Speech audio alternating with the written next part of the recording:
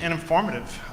We've got an amazing panelist here, group of panelists here today. Let's just briefly go through. We're going to introduce you all.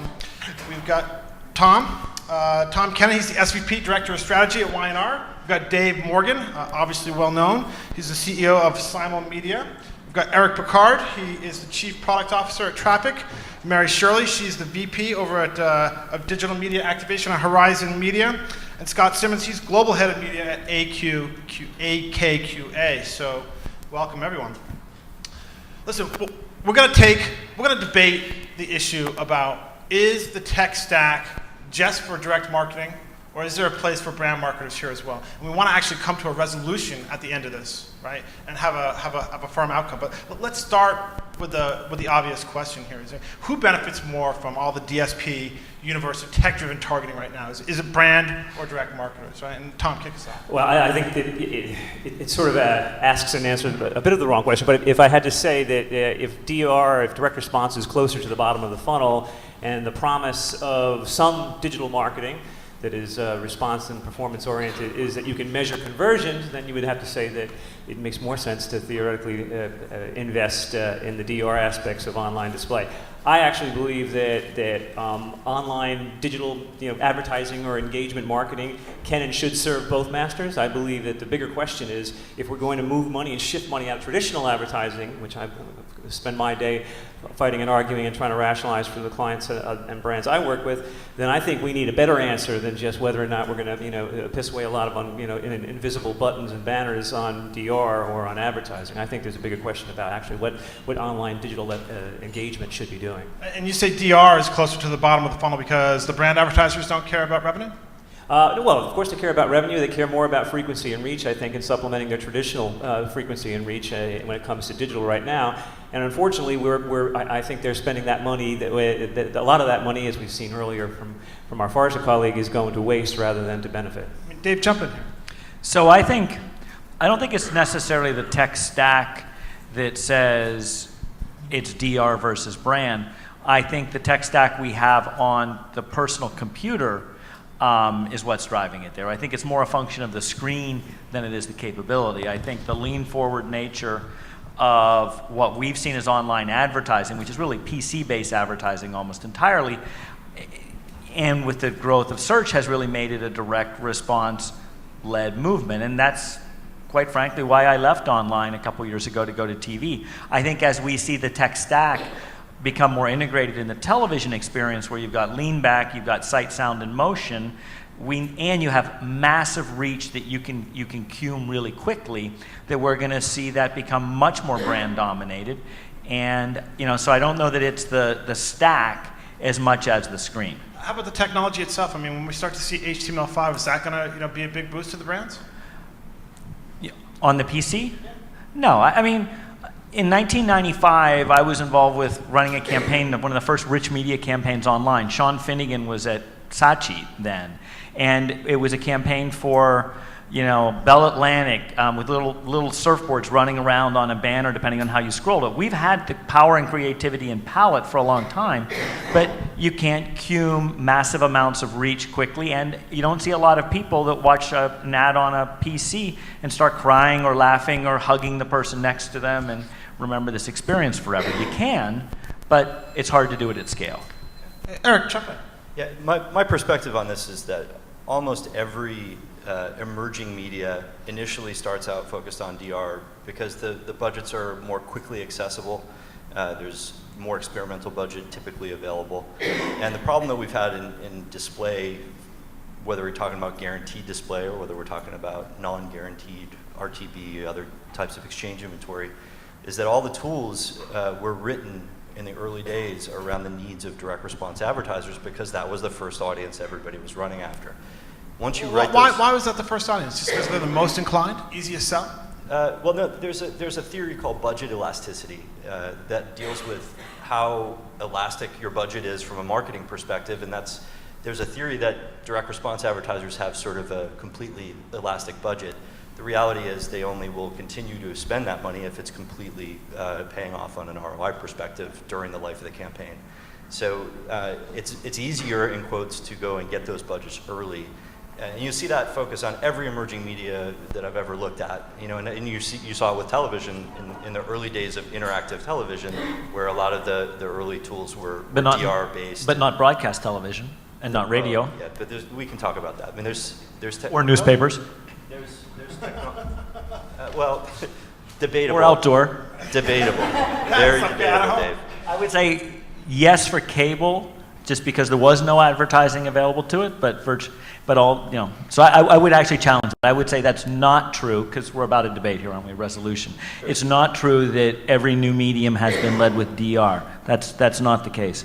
In fact, if you look at the ads that were sold on Prodigy early in the online services, none of them were DR. They were virtually all brand. Understood. But when you actually look at start to scale, there's... Yes, I think, but if you look at the tools we built in 93, 94, 95, 96 for the web, they were all designed for brand advertisers. It's just no one used them. I don't know if that's true. Well, it's not true for SEM, right? I mean, if most brands are putting most of their digital money in paid search, then that's the most performance-driven, DR-specific channel that exists today. But that's like Yellow Pages. I mean, so I think that started, because remember, search is not how search started. When search started in 1990, let's say 95, 96, it wasn't really DR. No one was doing cost per click at that time, and it really wasn't until we had until we had Overture that they started making a model. I remember representing all of this search inventory in the middle 90s, and no one would buy it because they're like, oh, what kind of experience am I going to get when someone's on the page for 5 seconds? But I do think your point of scaling, yeah, absolutely. The money came in from DR, and then all of the scaling from 2001 went that direction. Yeah, so my point really is that once we've tooled all of the tools, and we can agree to disagree that most of the display tools were designed around DR, but and similarly with all of the other emerging media and digital that we've seen come out in the last 10, 15 years, the problem is once you've kind of built the tools around these DR models, it's very difficult to move beyond that and do it at scale. So there's a whole discussion to be had around efficiency driving lack of efficiency, not allowing brands to come easily online, and I think that's one of the big problems that we've got to solve in the industry. We're coming up to the buyer part of our panel. I mean, Mary, right? Who benefits more right now from the stack, right? Well, the DSPs, right?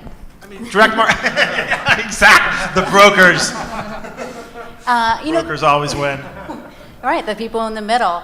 Until we get more of that transparency, which again feels like a buzzword, but the great thing right now that the stack that is in place is there is an opportunity to look at how we refine and retool that for the brand advertisers. If we are looking at like what their metric is for success ultimately outside of a click. But it's a steep challenge at this point. So where it is right now, definitely a bit more benefit for a DR buyer. But I would also be really cautious just about how much return a lot of DR advertisers are even getting with what's in place right now, where we don't necessarily have a lot of transparency into ads even being served. So the whole call of more accountability for digital overall right now is pretty important for whether you're awareness or a DR advertiser. So, Scott, when you look out at your client base, do you see your performance marketing budgets growing faster than your brand marketing budgets? Or when you look out into the future, do you see the brand dollars as representing that next wave of growth? It's here.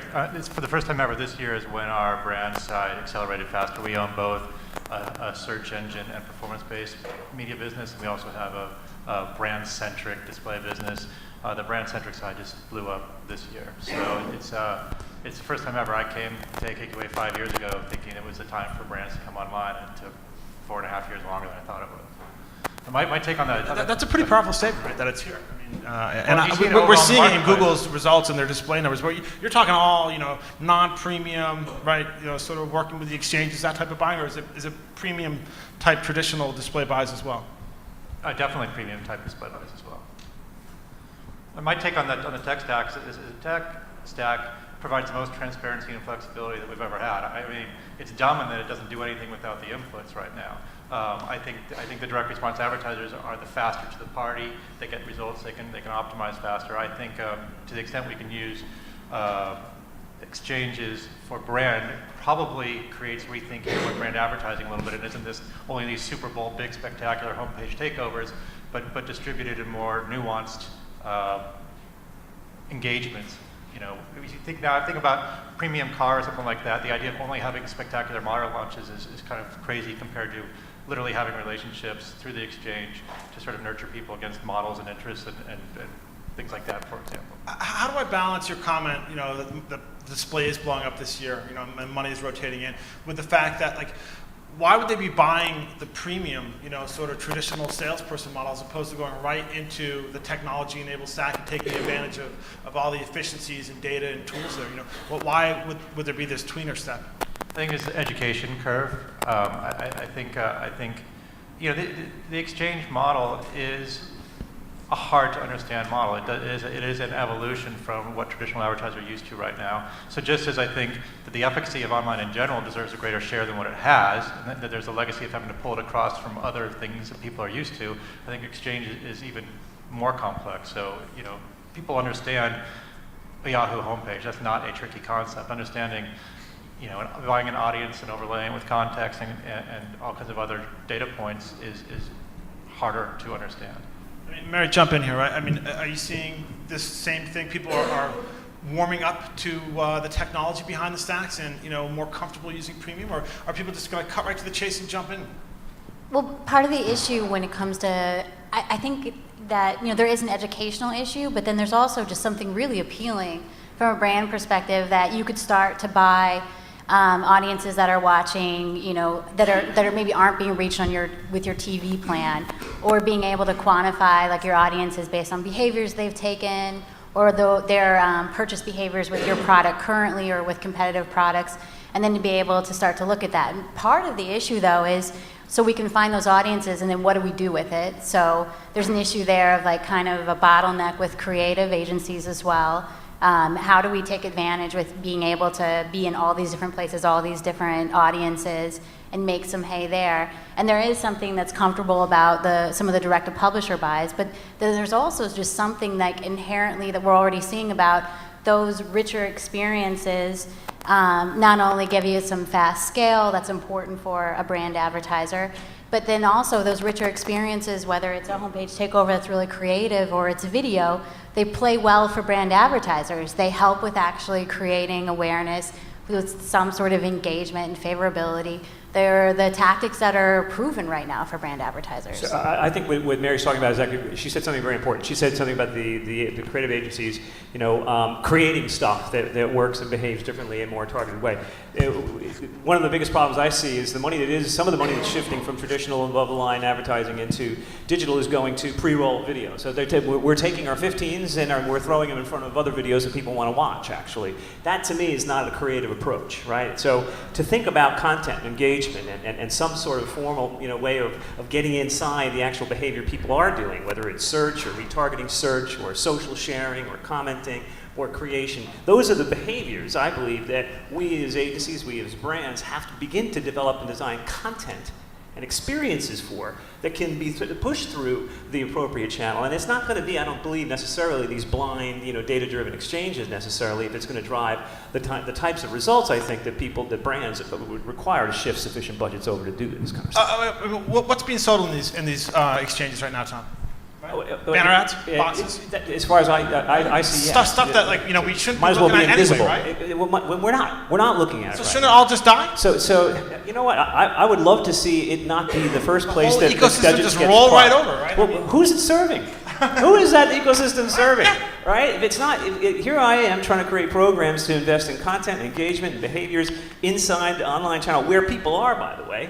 And what's siphoning off all of that money and opportunity from where I'm sitting are these middle layers. And I'm a data guy. I come from the background of database marketing and engagement marketing. I'm not faulting the stack or the tech. I'm faulting where the money's going and who's taking it and what the net effect of it is. How about the unit itself that it's been built around? I mean, that unit is so archaic. Yes. Yeah, it totally is. You know, the thing that's crazy, right, is we're talking about how exchanges bring this efficiency, and shouldn't that efficiency be there for brand advertisers? But there's another efficiency in our space right now, and it's just white space. It's what publishers are willing to do for brand advertisers in terms of developing content, developing things that are engaging, of actually doing a value exchange for people, you know, that are online, which I appreciate as somebody who's online pretty frequently. And those things are meaningful for brand advertisers, and they're separate, but they're still bringing a lot of efficiencies, but they're separate from this conversation. I think as an industry, though, we've tended to focus in this kind of a context up on a stage on those high engagement, custom ad experiences, and they're absolutely critically important, right? We all know that. The flip side is that there is a scale business that has to be created in order for us to have the right economics. And the tools that have been built to buy on exchanges, as an example, really the DSPs, are great tools for managing low conversion rate per impression inventory and managing against the CPA. But they're sort of like fighter jet cockpits. You've got all sorts of different knobs, levers, dials, controls that you have to watch, move. You have to become quite expert.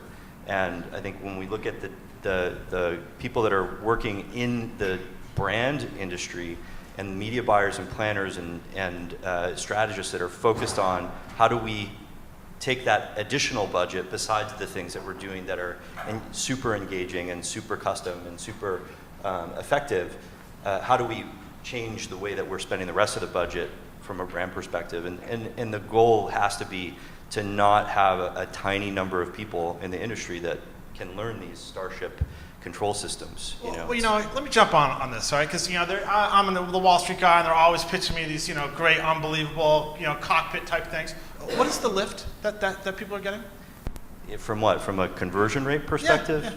Yeah. It depends on obviously how expert you are with those tools. Well, so let's say you are expert, right? Sure. So what's happening to exchange level CPM pricing? How much is it going up? It's going up, but it's going to up. 250? It's going up from 0 or 10 cents. All right. If you look at the wholesale cost of an impression from the publisher, to in the $2 to $3 range for decent targeted inventory that's converting well. But again, the problem is you're also force fitting a lot of things. In the days of targeting, when we first started doing behavioral targeting, there's a big question about does the behavioral targeting that we first started out with, which is basically watching where people go and what sites they visit and categorizing their activity based on their actual viewing behavior, does that necessarily correlate to a conversion? And the answer is clearly no, not necessarily. It might, and you have to actually look at those things very carefully. Dave knows more about this than I, so I'll let him. But I think this hits the point, which is the way I used to try to describe some of the early behavioral targeting, and in many ways, I mean, it was it was more about reaching a target audience than it was a conversion. And I think that's an important distinction, which is, does someone value who saw the ad? And our rule at Dakota was, if they care about more than who they reach, they're not our advertiser, and we won't work with them. Because if they care about going something deeper, then you're never going to get paid more than the number out of the end of the black box and what it says. And so the point would be, do they care who they talk to? If they don't care who they talk to, they don't care who the impressions are delivered to, then you can't then you can talk about actually that they do care about the brand and trying to have a message. And it doesn't mean that they shouldn't track lots of things, because I think obviously it's important to track all the way down the stack. But I've always tried to be in businesses where our clients cared who they talked to, not just what happened on the back end. Because the problem is, if it's only DR based, then they never have a problem living in a spam world, which is, as long as there is a conversion out of 0.1% that justify the 99.9% that is wasted, then they don't have a problem spamming them, which, if you want to work with premium sites, is a problem. So I think that's really important, and I think going back to Eric's point, I think we're asking I think there's a false presumption here that you said, well, what Mary said about engagement is true, but if you want scale, you got to do it this way. But that's presuming we want scale that defies what Dave's saying, which is just frequency, reach, and impressions. So if scale is about impressions, and that's the end all be all, then sure, then this stuff works. But here's a question for you. Recently, here's a quick case. One of my favorite new products and brands is Spotify. Okay, Spotify had a problem. It moved over here to the States. It had to acquire quickly, and it had to build a brand. Okay, so what did it do? It could have gone and said, okay, just give me lots of traffic, give me targeted whatever it is. Let me give you the most reach over the summer, and said, I want 1 million customers. Instead, it took content, which is its actual product, and it did a deal with the biggest, theoretical, platform going right now, Facebook, and said, look, if everybody who comes in through Facebook uses credentials to get a free, membership, then that behavior will feed through their stream, and in about 8 days, they acquired 1 million customers. So to me, that's the kind of creative use, that's the kind of brand marketing, that's the kind of direct response, that's the kind of like contextual partnership kind of advertising that we need to be shifting towards. Yeah, and I think, you hit one other thing there which we haven't talked about yet today. If we're talking about where the market's going to go, I personally believe that we're probably going to see 75% at least of the total display growth in the United States is going to be on Facebook. I mean, you just run the numbers and you can see that. It's going to consume, if it's already at least 25 to 30% of page views and time spent in the US, and it gets the premium of being the most scaled place, and it has really robust tools, and now it has a great sales team, it's going to consume it. So you can't talk about where all of this is going to go, and they're probably not going to let the acronym-based companies get on top of their platform because they can say no. They're big enough to say no. So that's the place I think we can really see brand happen because, between Carolyn and Tom, and the sales team, they understand they want the premium value of that, and I think they can create the environment for it. That's essentially another vote for that this is an entire ecosystem built upon something that could crumble. Yeah. Yeah, but we look at it. If you think about it, where's everyone? Right now there's probably $1 billion-ish in online advertising on Facebook today, and yet it's 25% of time, and it's now got the tools. So it's going to suck. It's just going to consume this stuff across, and it's going to have the capacity to filter what it brings in or not. But the issue you have when it comes to Facebook is, while there might be a lot of consumption going on there, is the right ad experience, the marketplace or the display ads that Facebook has, which is inherently the question that we're saying is kind of the issue with exchange buying for brand advertisers anyway. It could be the white space issue. In other words, I think they're right now. I'm hearing their conversations are pretty open, that build on it and doing stuff also that's really creative, like what Spotify did, and I think that from management standpoint, they want to create a whole bunch of Zyngas. They want to show that they have changed industries. If you look at it, and I don't know how much we've seen this on the web, where we've seen an entire massive industry totally shifted because one essentially media company embraced a marketer and gave them an ecosystem that changed it. And gaming has been changed dramatically, where now Zynga, let's assume it's going to be public in about 10 days, is worth more than, 2 or 3 traditional gaming companies, 100% built on Facebook.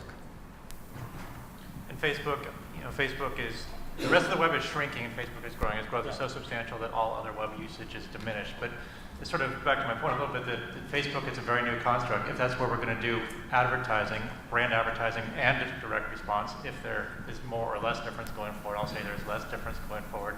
There's no spectacular ads. There's no homepage. That advertising is based on either smart relationships, like Tom just described, or exchange-like API-fed combinations of copy and photo art that are most effective. So it's a highly segmented, nuanced, learned brand relationship versus a spectacular over-the-head clubbing. Scott, are your clients coming to you, your brand clients, and saying, I want to take money off of portals. Should I put them on Facebook, or should I be looking at using technology stack to try to, get better ROI and lower my cost? I don't think they're asking explicitly, although, the way I sort of phrase it is, I think there's a lot of opportunity with the Yahoo still, but clients want to solve for Facebook right now. They want to see how, just this whole discussion. It's a massive media entity. If you don't solve for Facebook, they're worried about losing out. So yes, there's still money for portals. There's still other things to solve for, but it's solving for exchanges, solving for social, solving for Facebook are the things that we feel are essential to make sure our clients can prosper going forward. I mean, when you have these conversations, right, there's kind of a sense that the big money, the brand advertising is the dumb money in the space, right? That they're the dumb money that they haven't converted over yet, right? They're wedded to old patterns. It's salespeople. It's the steak lunch. They're not demanding the same level of performance, right, that direct marketers do. I mean, is this true? I think. Sorry. Go ahead. Having spent a long time in online and just a short time in TV now, there's one thing I know for sure, which is in at least 8 or 10 major consumer categories, if you turn off your TV advertising, your offline business collapses. Movies, theatrical releases of movies, quick service restaurants, sale of insurance, big box retail. I mean, just starting with those. We're very, very few categories where you would say the same thing in an offline business, that if you turned off your online advertising for 30 days, that the businesses would crater. But they would if you turned off your TV advertising. And I think that's, this is a level of difference that, as big as Facebook is, and a show of hands, if you compare total amount of audience minutes on a monthly basis, compare the largest website in the US, Facebook, with the largest TV network, CBS. Which is bigger? How many people think CBS? How many think Facebook? It's CBS. 5 times more audience minutes per month on CBS networks than on Facebook. CBS network, the one network. So, online is doing amazing, and those numbers are going to change. But relative scale, they're not even close yet. Just regarding the dumb money comment, it's I think there's no question that TV works and is functional. I think the challenge is, which makes it dumber, is that it's hard to tease out what elements are working at what time. The famous adage, right? I don't know which 50% is working.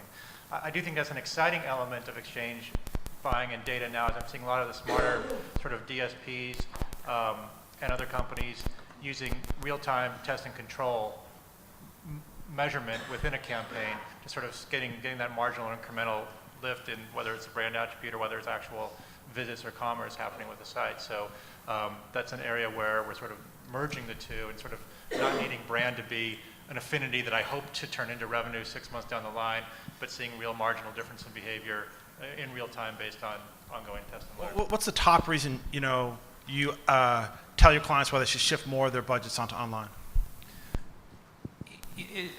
It's funny. I never have that conversation. I never have shift more. I mean, I think it's proving the efficacy of online, making online work harder, making it understood and transparent, and the budgets just sort of flow where they flow. So it's whether you call it innovating or keeping up with the marketplace and doing it in an intelligent way that's educational, informative to the client, and they feel like it's a compelling way to move money. I think maybe TV isn't working as hard as it could to help show that. If they were working as hard to show where the money is effective, then that would defend that. Although TV's doing fine in keeping its share of spend right now, they're not the worst off. I think it goes back to what brands need to be creating, and I really do. And I think Dave said something interesting when we talked about whether if you look at the DSPs, and Facebook would be mad to let the exchanges and DSPs inside their platform, right? Well, if you think about it, there's probably 3 other platforms like that: Google, right? Apple. And I would argue Amazon, right? And so if you look at those 4 big platforms and DSPs and exchanges as everything else, okay, there's some interesting questions we can ask and answer as brand advertisers and marketers about where we should be and what our dollars should be doing and what that stuff should look like from a consumer standpoint. I think, getting back to Dave's point earlier about screen, there's an interesting case to be made that Amazon could have a very interesting place to play in the future of engagement and marketing, because as things move, and I think we're not talking much about mobile here. I would argue that the mobile use case and increasingly the tablet format inside, or form factor inside that use case, is the future of all brand engagement and advertising and marketing, really, to some degree. And so if you look what Amazon's doing with things like Silk, right, and that what their capacity for be able to target behavior, purchase behavior, online behavior, retargeted search behavior, all sorts of wonderful stuff inside a single profile. I mean, I would argue that that's true behavioral marketing. That's something that none of the DSPs or exchanges, and frankly, except for maybe Google and probably Google, there's no other of those 4 platforms that could contend for that. So I would argue that brands need to start thinking about what those rich environments and those rich engagement units need to look like in those for a platform like Amazon when it comes to the tablet form factor. Right, and the challenges that come. Right? I mean, it's not like Amazon has all my purchase history, my credit card data, my home addresses, and all that kind of thing. Right? My whole social graph, really, at the end of the day, who I ship things to. It's a fantastic opportunity. Yeah. Okay, great. I mean, so let's get back a little bit to, we talked about, why hasn't the gap in pricing between premium and non-guaranteed closed more, right? And we're seeing some erosion in premium. We've seen a small lift in non-guaranteed, right? But if the stack is really going to provide, the cure to what ails us and improve targeting, we should be seeing these numbers move a little faster. I think one of the major reasons is we can't look at the relative pricing balance between, let's say, the premium and the automated without looking at the growth in the whole ecosystem. And this is directional, it's not exact, but the number of online impressions has doubled every 2.5 to 3 years. And so let's just look at, let's say, the 5 or 6 years around since we've had similar, basically cookie-based targeting. And so the big issue is that today we have more than 4 or 5 times as much inventory as we ever had before, and we maybe only have 5 or 10% more audience minutes. And so that has anchored both of them, but probably has anchored them both a bit differently. The premium has been able to hold a certain position because you have a strong salesperson, you have scarcity around the brand. They've been able to hold the growth on the impressions a little bit because they've been pulling clutter out. But that certainly has held down all the other impressions. Yeah, I think one of the big problems, or another major issue with this economic problem, is that when you have impressions with ad units that are arguably awful, they're very small. They take up a very small percentage of the screen. It's not a great brand environment, as we've been discussing. How about the fragmentation on the screen too? I mean, it's kind of like TV doesn't split the screen and show you 2 ads at once. No, right? but magazines do, right? So there's a good opportunity somewhere in there for publishers to figure this out, and it's been something I've been arguing about with Microsoft and other publishers for many years. But kind of take that issue aside, if you focus 50% of your budgets or more around direct response, and direct response is hemmed in by conversion rate. So if the conversion rate is low, there's only a maximum that a DR advertiser is willing to spend on inventory based on conversion rate. Right now we've got so much inventory, so there's a massive supply-demand problem. It's all out of whack. Is that ever going to change? Well, it depends, right? So current course and speed, no, it's not going to change. If publishers kind of, in my opinion... How does it going to depend, right? I mean, supply is going to keep growing and growing and growing. There's no way money's ever going to catch up to it. I think there are ways to take care of that, but it's a long conversation. I think that publishers should not necessarily be showing impressions on every page view, and certainly not multiple impressions on every page view. They should take advantage of their page space better. There's a lot of things publishers could do to sort of hone that and get to better inventory controls. And that's, again, we're talking about premium inventory, right, where the content association is really good. But as long as there's such a vast amount of inventory and we're not treating it as separate pools, right, the argument I always get from some of the folks actually in this room is that there's an infinite supply of inventory because there's infinite supply of publishing, and there's so many publishers and blogs and small publishers that they're willing to sell that inventory for any price. And I think that you can look at it a little more, less black and white than that. There's a little more nuance that can be used. Part of the issue, right, is the more opaque it is as far as like the inventory that's on exchanges right now. The less control we have to figure out like where's that middle ground that hopefully brand advertisers can play in. And part of it is, starting to hopefully go around that third-party entity to get a little more direct access to some of that that inventory that's a little bit surplus for the direct-to-publishers. It's certainly the tech part of having audience buying kind of come into play there could make that inventory more desirable for my brand advertisers. So then I have a way to tap into that, and I have that transparency of who those publishers are. So that's one thing that could certainly help. And then the other is the accountability of those boxes on the page. You know, there may actually be some value into ads at the bottom of the page because of the time that's spent with that and that exposure, but there's not a lot out there to kind of even show any of us that information about what's the view-through rate of ads actually showing up in a browser, and what's the time of exposure to that when the fold is in any certain place. So having more insight into, you know, what the inventory is and how things are working would certainly help with pricing a bit. What I want to do is, because we are getting very close to lunch, we got about 5 minutes, and I need 2 minutes at the end so that we can have our resolution, but we want to take a couple questions first. Anybody?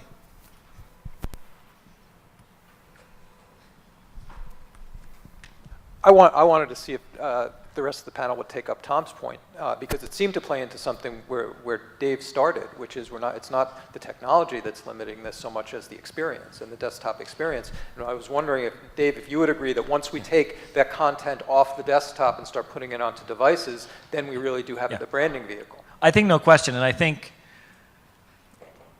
I'm tired of seeing, and I'm sorry, I apologize if I'm going to offend anybody that does this, but I'm really tired of seeing people talking about 360-degree media planning experience and branding delivering experience, because I don't really know anybody that's doing that.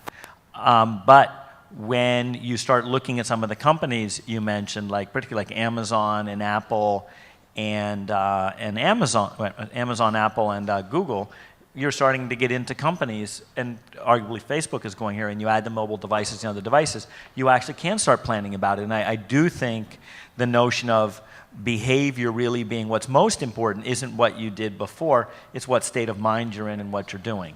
And obviously this is this hard thing we've been trying to get to, and media used to get there when the time compression didn't matter. You know, the radio or the newspaper was one of those last moment things that could help you drive price and competition advertising.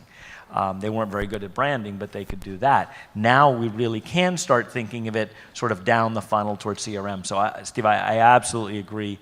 And I think then we're going to have a whole new notion of, like, what's the modality, how someone in this moment thinking.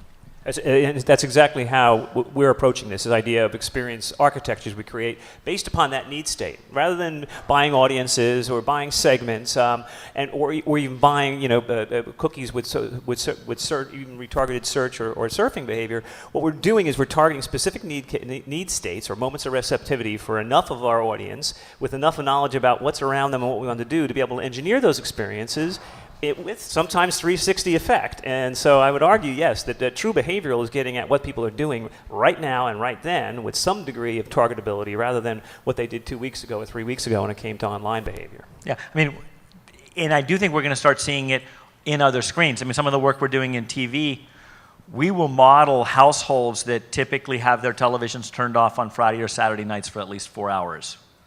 And on Thursday nights, when we look at the ads that they watch, we can see second by second how long they watch the ads against millions.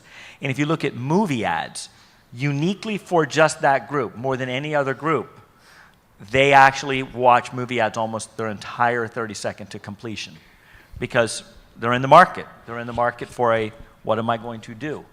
And so I think that, you know, I think as we understand those things, now if you could align that up with some mobile experiences, some web experiences that are on Fandango, and, you know, their reading experiences. All right, so resolution time, right? So panelists, raise your hand if you think that brand marketers will, you know, fundamentally embrace this tech-driven stack for their marketing needs.